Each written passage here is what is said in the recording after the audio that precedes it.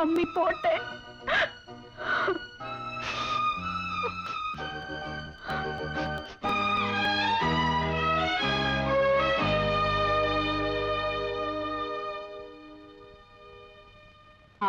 മഞ്ജു, ഇന്ന് ഗംഭീരമായൊരു സംഭവം ഉണ്ടായി. കുറെ നാളുകൾക്ക് ശേഷം ജയന്റെ ശരീരത്തിനൊരു ഇത് കിട്ടി. എന്റെ മദ്രാസ് പോക്ക് ഉറക്കമില്ലായി അല്ലേ? നാണമുണ്ടോ മനുഷ്യ നിങ്ങൾക്ക് ഇങ്ങനെ ജീവിക്കാൻ? മനസ്സിലായില്ല. ഞാൻ നിങ്ങളെ നന്നാക്കാൻ ശ്രമിച്ചു. പക്ഷേ എന്റെ ഡാഡി പറഞ്ഞതാണ് സത്യം. എന്ത് സത്യം?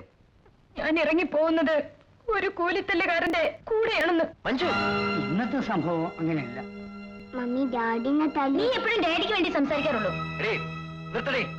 നിനക്ക് കേൾക്കാൻ മനസ്സില്ലെങ്കിൽ ബോധ്യപ്പെടുത്താൻ ഞങ്ങൾക്ക് മനസ്സിലായി. എന്താ നീ കാണിക്കുന്നത്? മമ്മി മമ്മി ഇത് നോക്ക് മമ്മി. എനിക്ക് കേൾക്കണം. മമ്മി ഇത് നോക്ക് മമ്മി. എനിക്ക് കേൾക്കണം. ഡാഡി.